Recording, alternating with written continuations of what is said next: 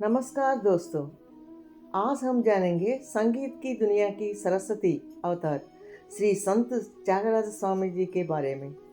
श्री त्यागराज स्वामी के पूर्वज तेलुगु परिवार के हैं, परंतु वो तमिलनाडु तिरुवारूर में बस गए। उनके पिताजी का नाम राम ब्रह्मा, माताजी का नाम सीतम्मा। उनको जपेश नाम के एक बड़ा भाई है। त्यागराज स्वामी 1764 में तिरुवारूर में पैदा हुए। बचपन से ही वो अपनी माँ सीतम्मा को पूजा अर्चना में सहायता करते थे।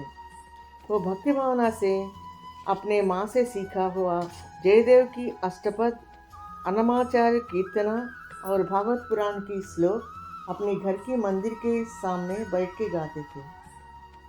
उनकी मधुर और सुरीली आवाज़ उनके माँ बाप को बहुत आनंदित करते थे। एक दिन उनके पिताजी ने सोचा, मेरे पुत्र को संगीत सिखाना जरूरी है। उनकी आवाज़ पूरी समाज को आनंदित करने लायक है। ये सोच के उनके पिताजी ने सोंटी वेंकटरमणैया नाम के एक संगीत विद्वान के पास ले गए।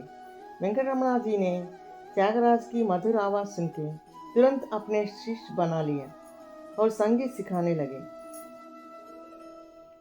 13 साल की उम्र में ही वो नमो नमो रघुराया कीर्तन लिखा।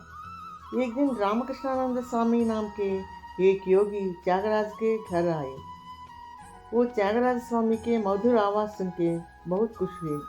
उन्होंने नादोपास्ती नाम के महामंत्र त्यागराज को जप करने के लिए उपदेश दिया और कहा, तुम जितना ध्यान और भक्ति से ये मंत्र जपोगे उतना जल्दी ये मंत्र सिद्ध होगा।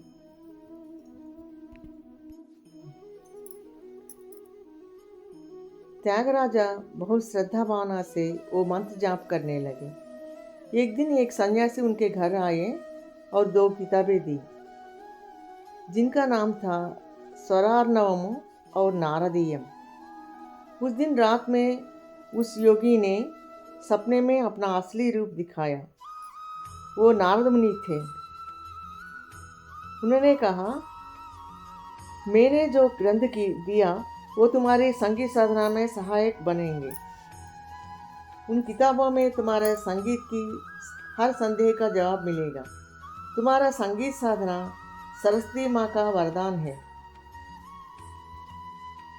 तुम्हारे नाम कर्नाटक संगीत में रोशन होगा।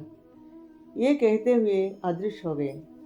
तभी त्यागराज हर्ष उल्लास से उठते नारद मुनि के ऊपर कृतज्ञता से श्री नारद नाथ सरसीरुह भृंग शुभांगा नाम के कीर्तन रचा। जब त्यागराज स्वामी के विवाह 18 साल की उम्र में पार्वती नाम के कन्या से हुआ, परंतु 5 साल के बाद उनकी पत्नी की मृत्यु हो गई। तभी त्यागराज स्वामी ने उनकी बहन कमला को दूसरी पत्नी के रूप में स्वीकार किया। उन दोनों को एक बेटी पैदा हुई। उनका नाम सीता लक्ष्मी रखा गया। एक दिन रामकृष्णानंद स्वामी ने दोबारा त्यागराजा के घर आए। पहला उपदेश किया हुआ मंत्र फलित होने के कारण उन्होंने खुशी से त्यागराजा को रामतारक मंत्र उपदेश किया और जपने के लिए बोला। त्यागराज स्वामी दीक्षा और भक्ति से 90 करोड़ बार उस मंत्र को जाप किया। ये पूरा करने में उनको कई साल लग गए। 90 करोड़ जब पूरा होते ही भगवान रामचंद्र ने दर्शन दिया।